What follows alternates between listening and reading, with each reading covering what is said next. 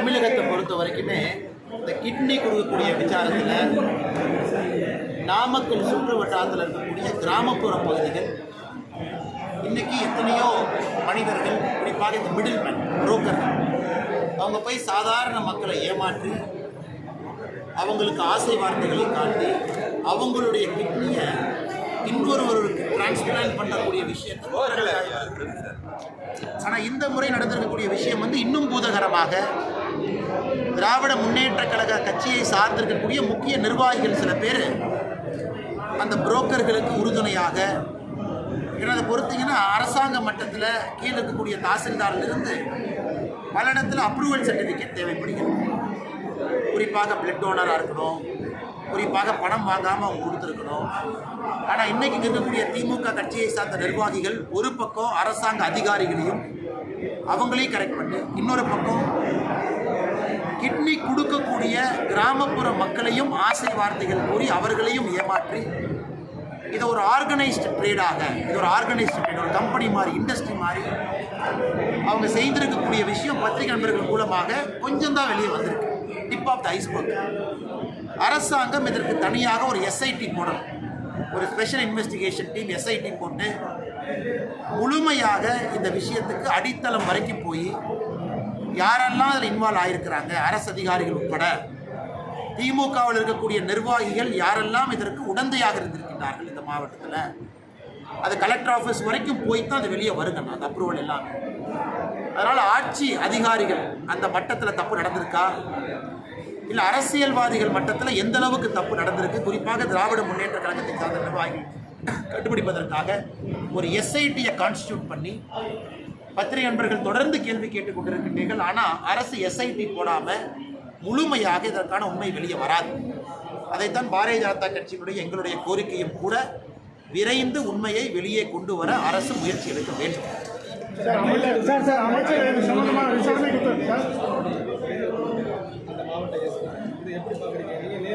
அந்த மாவட்டத்தினுடைய காவல்துறை கண்காணிப்பாளர் அவர்கள் மயிலாடுதுறையினுடைய டிஒய்எஸ்பி ப்ரொஹிபிஷன் டீம் அவரை சஸ்பெண்ட் செய்வதற்கு நேற்று உத்தரவு பிறப்பித்திருப்பதாக டிவி மூலமாக நாங்கள் பார்க்குறோம். அந்த மயிலாடுதுறையினுடைய அந்த பர்டிகுலர் டிஒய்எஸ்பி அவங்க பேசும்பொழுது டெப்டி சூப்பரண்ட் ஆஃப் போலீஸ் 2 விஷயத்தை சொன்னாங்க. எனக்கு தெரியும், ஒரு சீருடையில் இருக்கக்கூடிய ஒரு அரசு பணியாளர் பத்திரிகையில் பேசக்கூடாது என்பது எனக்கு தெரியும். ஆனால் இன்றைக்கி நிலைமை அதையெல்லாம் தாண்டி போயிடுச்சு. அதனால தான் நானே உங்ககிட்ட பேசுகிறேன். என் வீட்டிலிருந்து அலுவலகம் வரை நான் நடந்து சென்ற பொழுது எந்த பத்திரிகையும் நான் கூப்பிடல, நீ கவர் பண்ணுங்க நான் கூப்பிடல. அவர் சொன்னது இன்னைக்கு நான் பத்திரிகை நண்பர்களை அழைத்து ஒரு பிரஸ் மீட் நடத்தும் அளவுக்கு நான் தள்ளப்பட்டிருக்கேன்னா, ஆட்சி அதிகாரத்தில் இருக்கக்கூடிய அதிகாரிகள் எந்த அளவுக்கு என்னை துன்புறுத்தி இருக்கிறாங்க. காவல்துறை கண்காணிப்பாளர் அவருடைய அலுவலகத்துக்குள்ளே என்னை கூப்பிட்டு, நீ நிமிர்ந்து நிற்கக்கூடாது, நீ இப்படி இருக்கணும், இப்படி இருந்தால் கையை விரலை உடைச்சிருவேன்னு சொல்கிறாரு அவர் சொன்னது. அடுத்தது இன்டெலிஜென்ஸ் விங்கில் இருக்கக்கூடிய உயர் அதிகாரி, சட்டம் ஒழுங்கு அதனுடைய ஏடிஜியாக இருக்கக்கூடிய உயர் அதிகாரி, இவங்கெல்லாம் என்னை துன்புறுத்தி இருக்கிறாங்க அப்படிங்கிற பல விஷயங்கள் சொல்லும் பொழுது எதையுமே விசாரிக்காமல் குற்றம் சாட்டி இருக்கக்கூடிய அதிகாரியை ஒரே நேரத்தில் பணியிடை மாற்றம் செய்து சஸ்பெண்டும் பண்ணுவது எந்த விதத்தில் நியாயம்? இரண்டாவது, அந்த அதிகாரியை பொறுத்தவரை அந்த ப்ரொஹிபிஷன், குறிப்பாக இந்த கள்ளச்சாராயம் என்ஃபோர்ஸ்மெண்ட் இதில் 1200க்கு மேற்பட்ட வழக்குகள் பதிவு செய்து 700க்கு மேற்பட்டவர்களை கைது பண்ணியிருக்கிறாங்க. அது ஓப்பன் ரெக்கார்ட், அதையும் நம்ம பார்க்கணும். இன்னொரு புறம் இந்த சம்பந்தப்பட்ட டெபுட்டி சூப்பரண்ட் ஆஃப் போலீஸ் இவர் மீது இதற்கு முன்பு இது போன நடவடிக்கைகள் யாரும் அரசு எடுத்ததாக தெரியல. அப்படின்னா ஒரு ஹானஸ்ட் ஆஃபீஸராக இத்தனை காலமாக இருந்திருக்கிறாங்க. அதுவும் இவருடைய சீப்பை எடுத்துக்கிட்டதுக்கு அவங்க சொன்ன காரணம், முதல் நாள் இல்லை சிஎம் வர்றாங்க அதுக்கு வேணும், இன்னொரு நாள் உயரதிகாரி கொடுக்கணும். எப்போ தமிழகத்தில் நேர்மையாக இருக்கக்கூடிய அரசு அதிகாரி யூனிஃபார்மோடு ரோட்டில் நடந்து சென்று அவருடைய அலுவலகத்துக்கு போகிறாங்களோ அன்னைக்கு அட்மினிஸ்ட்ரேஷன் கொலாப்ஸ் ஆயிடுச்சுன்னு அர்த்தம். எனக்கு அதை தாண்டி நைட் ரவுண்ட்ஸுக்கு கூட வண்டி கொடுக்காம 2 வீலரில் போய் நைட் ரவுண்ட்ஸ் ஒரு அதிகாரி பார்க்கும் அளவுக்கு அவலம் இருக்குது. மூன்றாவதாக, அதிகாரி ஒரு விஷயத்தை சொல்லியிருக்காரு, அவர் சொன்ன விதம் சரியா தப்பா அது வேற. பத்திரிகை நண்பர்களை யூனிஃபார்ம் அதிகாரி சந்திக்கலாமா? அவரே சொல்றாரு சந்திக்க கூடாது தான். ஆனா வேற வழி இல்லாம பத்திரிகை நண்பர்கள் நான் சந்திக்கிறேன். ஏன்னா நியாயத்தை யாரு கேட்பாங்க? பத்திரிகை மூலமா தான் என் நியாயத்தை நான் சொல்லணும். அப்படி இருக்கும் பொழுது குற்றச்சாட்டை எந்த விதத்திலும் கூட ஹேண்டில் பண்ணாம, ஆராயாம, உயரதிகாரி ஒரு ஐஜியோ என்னமோ அவங்க லெவலில் ஒரு என்கொயரி நடத்தாம ஒரு சாதாரண ஒரு அதிகாரியை சஸ்பெண்ட் பண்ணுவது முற்றிலும் முரணானது. ஏன்னா இவருக்கு அப்பீல் மெக்கானிசம் இருக்குது, கோர்ட்டுக்கு போகலாம், ஸ்டே பண்ணலாம், அது வேற பக்கம். ஆனால் மக்கள் இதை பார்க்கும் பொழுது நமக்கு இது நம்பிக்கை கொடுக்கல. அதனால் அரசு, குறிப்பாக முதலமைச்சர் அவர்கள், ஏன்னா அவர் தான் உள்துறை அமைச்சராக இருக்கிறார் தமிழ்நாட்டை பொறுத்தவரை, ஹோம் மினிஸ்டர் யாருன்னா அவர் முதலமைச்சர் தான். அவர் நேரடியாக இதில் தலையிட்டு அந்த சம்பந்தப்பட்ட டெபுட்டி சூப்பரண்ட் ஆஃப் போலீஸ் அவர்களுக்கு நியாயமும் நீதியும் கொடுப்பதற்கு உதவி செய்யும். ஆனால் சர்ச்சை ஒன்றும் இல்லை, கருத்து எல்லாமே சொல்லியாச்சு. எல்லாருடைய கருத்தும் பொதுவெளியில் இருக்கு. இதில் சர்ச்சைக்கெல்லாம் ஒன்றுமே இல்லை. எல்லோரும் ஒரே புள்ளிகள் இணைந்திருக்கின்றோம்.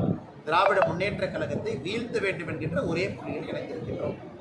அது எப்படி இருக்கணும், வருகின்ற காலம் எப்படி இருக்கணும், தேர்தலுக்கு முன்பு எப்படி இருக்கணும், தேர்தலுக்கு பிறகு எப்படி இருக்கணும், சம்பந்தப்பட்ட தலைவர்கள் பேசுவார்கள். நான் 2 தினம் முன்பு பேசியது நம்முடைய கட்சியினுடைய தலைவர் என்ன பேசியிருக்கிறாங்க அப்படிங்கிறது தான். இதில் சர்ச்சையோ சண்டையோ இதில் எந்த குழப்பமோ இல்லை. எங்களை பொறுத்தவரை திமுக அகற்றப்பட வேண்டும் என்கின்ற விஷயத்தில் ஒன்றாக இருக்கும் பொழுது குழப்பம் எங்கிறது வரும். ஆமாங்கண்ணா, எல்லாருமே கட்சி நடத்துறது, அந்த கட்சி ஆட்சிக்கு வரும் தான் உண்மை. எல்லாருமே அதுக்கு தான் இருக்கு. ஆனால் இன்னைக்கு 2026 நாம் அறிவித்திருக்கின்றோம். 2026 யார் தலைமையிலான கூட்டணி, யார் கூட்டணியுடைய முதலமைச்சர் வேட்பாளர் எல்லாமே அறிவிச்சிருக்கோம். அது 2026க்கு மிகச் சிறப்பாக பொருந்தும். அதை 2 கட்சிகளும் ஒன்றாக இணைந்து நம்முடைய உள்துறை அமைச்சர் அமித்ஷா அவர்கள், எதிர்க்கட்சி தலைவராக இருக்கக்கூடிய எடப்பாடி பழனிசாமி அவர்கள் எல்லாரும் ஒன்றாக இணைஞ்சு அறிவிச்சிருக்கிறார். ஸோ 2026 பொறுத்தவரைக்கும் எந்த கன்ஃபியூஷன் இல்லைங்க. அதே நேரத்தில் திமுகவை அகற்ற வேண்டும் என்கின்ற ஒரு ஒற்றை இலக்கில் இருக்கும் பொழுது குழப்பமும் இருப்பதாக நம்ம இதில் குறிப்பாக இன்னொரு பக்கம் பார்த்தீங்கன்னா, காங்கிரஸ் கட்சி கருவீரர் காமராஜர் ஐயாவை கேவலப்படுத்திய பிறகு இருக்கலாமா போகலாமான்னு அவங்க சொல்லிட்டு இருக்கிறாங்க. திருமாவளவன் நடத்தக்கூடிய அரசியல் கட்சி மாநாட்டுக்கு அவருக்கே அனுமதி இல்லை, கொடுமை, கொடி நடுவதற்கு அனுமதி இல்லை. கம்யூனிஸ்ட் கட்சிகளுக்கும் அதே பிரச்சனை தான். அவர்களும் இன்னைக்கு அரசு கிரிட்டிசைஸ் பண்ணிக்கிட்டே கூட்டணியில் இருக்கிறாங்க. அது போன்ற குழப்பமெல்லாம் இந்த கூட்டணியில் எங்கேயும் இல்லை.